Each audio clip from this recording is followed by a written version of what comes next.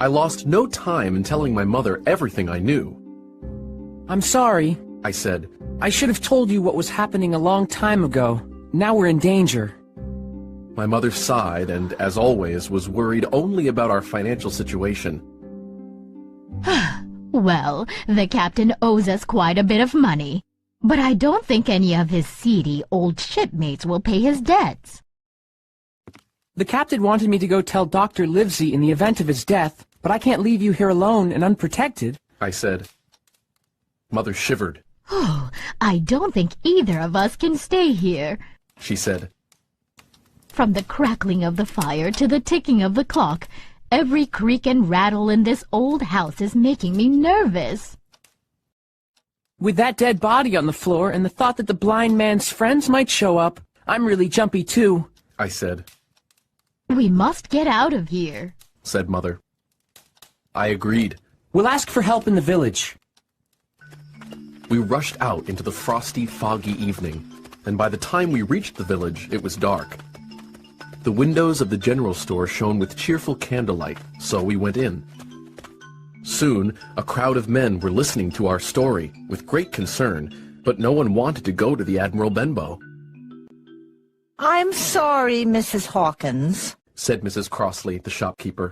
Captain Flint's men are too dangerous. We might find someone to ride in the opposite direction of Dr. Livesey's, one man said. But no one in his right mind would dare help you defend the inn. I will not, Mother declared, lose money that belongs to my fatherless boy. If none of you cowards want to help, then Jim and I will go back alone.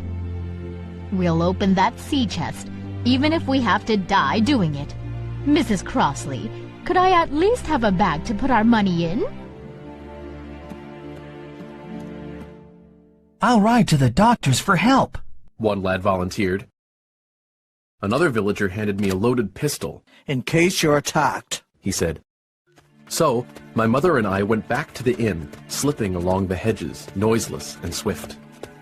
Finally, the door closed behind us. I bolted the lock, and my mother got a candle. Holding hands, we went over to where the captain lay on his back. His eyes were open, and one arm was extended.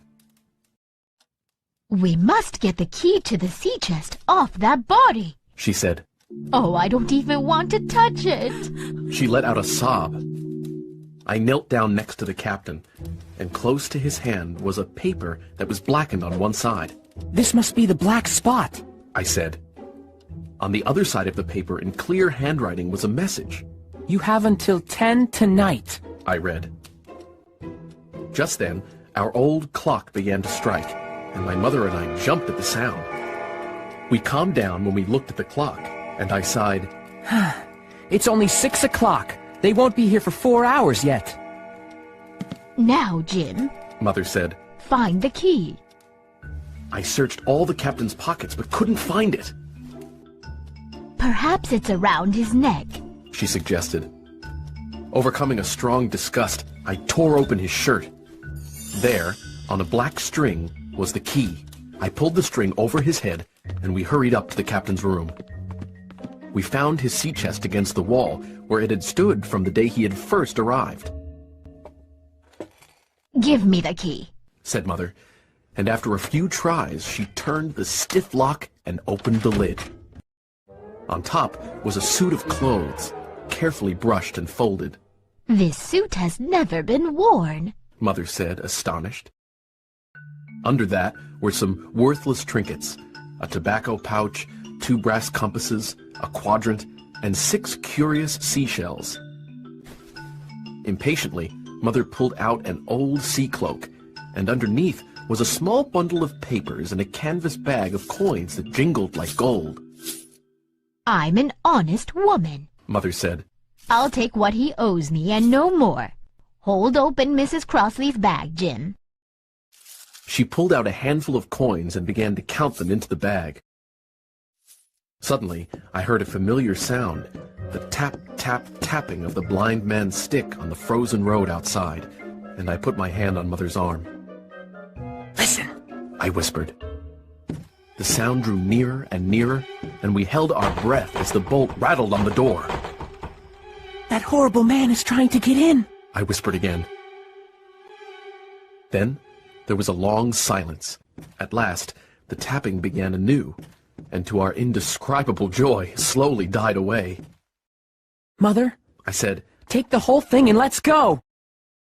I won't take more than I'm owed, she said. but I won't be content with less. Besides, it's not even 7 yet. Then we heard a low whistle away off, as if a signal was being sent. That was enough for both of us. I'll take what I have, she said, jumping to her feet. I grabbed the bundle of papers too. Then we opened the door and ran out into the moonlight. The fog was rapidly dispersing and wouldn't hide us for long. Behind us, we heard several running footsteps and saw a lantern coming toward us. My dear, Mother gasped breathlessly. take the money and run. I think I'm going to faint. She sighed and collapsed with her head on my shoulder. We were by a little bridge, so I dragged her under it. I couldn't move her any farther, so there we stayed, within earshot of the inn.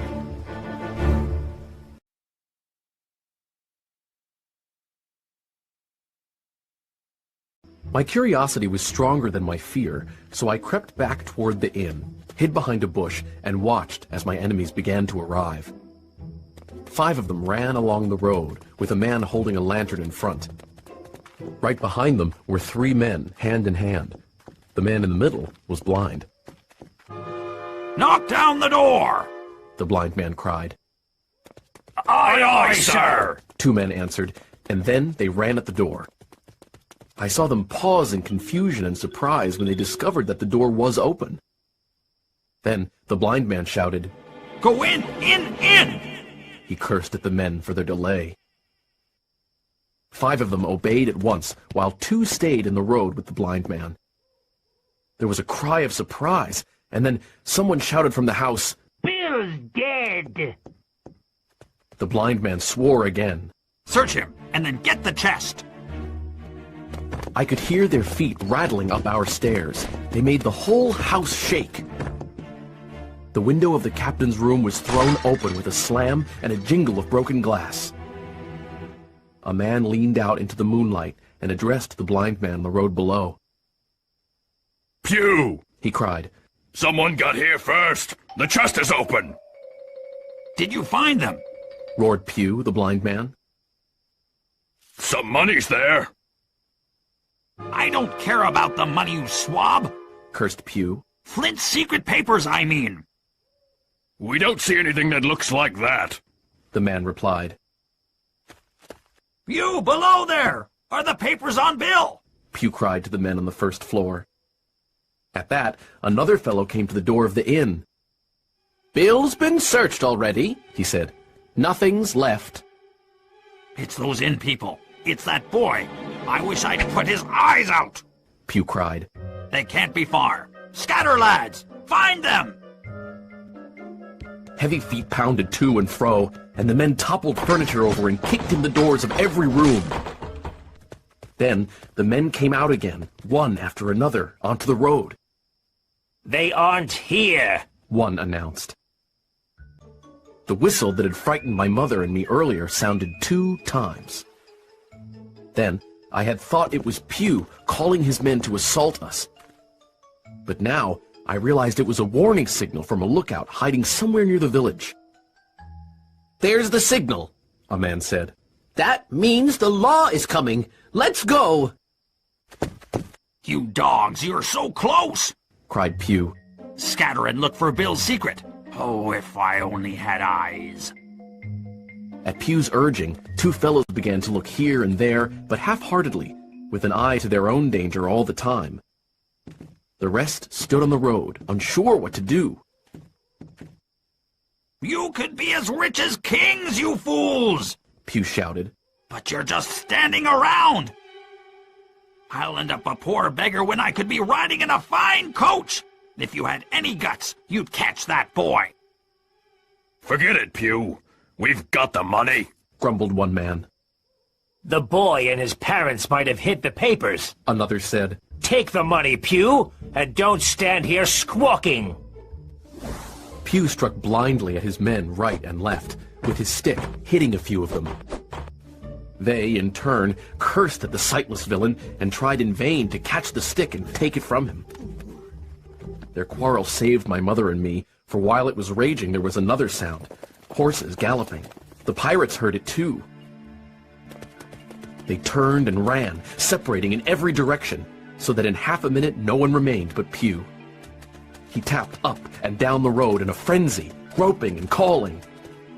Finally, he took a wrong turn and ran a few steps past me, crying, Alan! Tom! Job! and other names. Don't leave old Pew! Mates, not old Pew!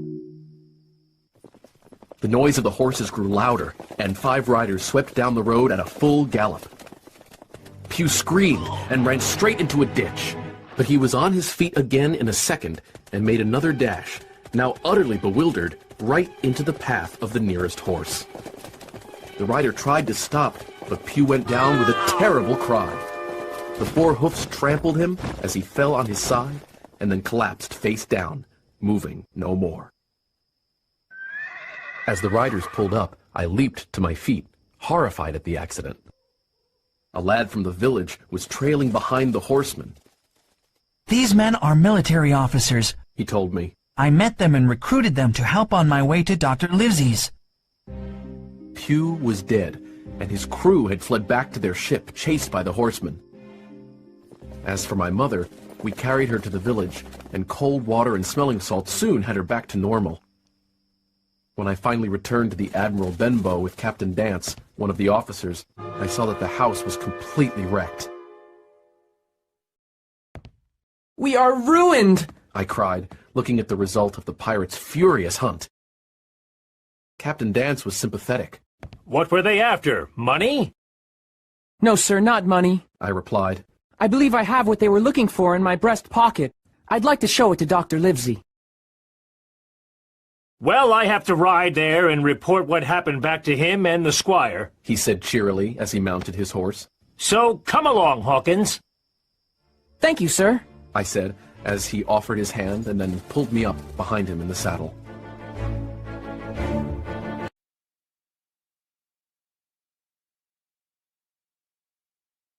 Captain Dance and I rode hard until we drew up before Dr. Livesey's door. The house was dark, but I jumped down and knocked anyway. A maid opened the door. Is Dr. Livesey home? I asked. No, he's dining at Squire Trelawney's house. She said. So much the better, Said the captain. We'll find them both at one location. The distance was short, so I ran alongside the horse up the moonlit avenue to the gleaming white buildings and grand old gardens. Here, Captain Dance dismounted, and the squire's servant led us into the library. Squire Trelawney and Dr. Livesey sat on either side of a bright fire smoking their pipes. I'd never seen the squire up close before. Over 6 feet tall, with broad shoulders, he had a friendly face, reddened and lined from his long travels. The natural movement of his very black eyebrows gave him a look of a quick but not a bad temper. Come in, He said, sounding very stately and condescending. Good evening, Dance. The doctor said with a nod. And good evening to you, Jim. What brings you here? Captain Dance told his story, and the 2 gentlemen leaned forward, forgetting to smoke in their surprise and interest. Squire Trelawney rose and started to pace, and the doctor, as if to hear better, took off his powdered wig and sat there, looking odd with his close-cropped black hair. When they heard how my mother had bravely gone back to the inn, Dr. Livesey slapped his thigh, and Trelawney cried, Bravo! And that's the whole story, Captain Dance said at last. Trampling that wicked scoundrel was an act of virtue, The squire said. like stamping on a cockroach. Do you have what they were after, Jim? The doctor asked. Here it is, sir. I gave him the bundle of papers. The doctor looked excited, as if his fingers were itching to open the bundle right away, but he put it quietly in his coat pocket instead. Thank you again, Captain Dance, the squire said. Jim can sleep here tonight. Dance, you are dismissed. The captain bowed and left the room, and I sat down at a side table to eat a pigeon pie a maid had brought me. Have you heard of this Flint? The doctor asked the squire. Have I heard of him? The squire cried. Flint was the most bloodthirsty pirate that ever sailed. Suppose I have here in my coat pocket some clue as to where Flint buried his treasure, said the doctor. How much treasure do you think might be involved? If we had a clue like that, Trelawney cried, I'd hire a ship to take us there immediately, and I'd have that treasure in a year. The doctor took out the papers and said, If Jim agrees, let's open this. I nodded and got up from the side table as the doctor opened the bundle. Inside was a book and a sealed paper. First, let's inspect the book, the doctor said. The squire and I peered over the doctor's shoulder, and we saw that the first 10 pages were filled with a curious series of entries. At one end of each line was a date, and at the other end a sum of money. Between the two were a varying number of crosses. I don't understand it, Dr. Livesey said. It's an account book, Trelawney cried. The crosses stand for ships or towns that they sank or plundered, and the sums are the scoundrel's share. God help the poor souls who cross paths with Flint. And look, the doctor said, the amounts increase as the years pass. As he rose in the ranks of pirates, his share got bigger, explained Trelawney. Then the squire noticed something else in the book. Look, Flint even had a table to figure out the different values of foreign coins. Oh, no one was going to cheat him, laughed the doctor. And now, Trelawney said, for the other item. The doctor carefully opened the sealed paper, and a map of an island fell out, with latitude and longitude and every inlet, hill, and bay marked. Everything that would be needed to safely anchor a ship upon its shores. 9 miles long and 5 across, the island had 2 landlocked harbors and a hill marked the Spyglass. Below a red cross, in small, neat handwriting, "Bulk of treasure here" was written. And on the back of the map, these notes. Tall tree, spyglass shoulder bearing north of north-northeast, skeleton island, east-southeast and by east, 10 feet. The bar silver is in the north cache by the east hill, 10 fathoms south of Black Crag with a face on it. The arms are in the Sand Hill, north, point of North Inlet Cape, bearing east and a quarter north, J.F. It's incomprehensible to me, I said, as the squire and Dr. Livesey laughed. I'll start for Bristol tomorrow, Trelawney said. We'll have the best ship and crew in England, and Hawkins will be our cabin boy. Livesey will be ship's doctor, I'll be the admiral, and we'll take my men Tom Redruth, Richard Joyce, and John Hunter. We'll have no trouble finding the spot, and we'll have plenty of money to enjoy forever after. I'll go, the doctor said. And Jim will be a credit to the undertaking, but there's only one man I'm afraid of. Who's that? Trelawney cried. Name him, sir. You, the doctor said. You can't hold your tongue. We're not the only men who want that money. The pirates who attacked the inn tonight are bold and desperate men, and they're not far off. We must not breathe a word of what we found. I'll be as silent as the grave, Trelawney vowed.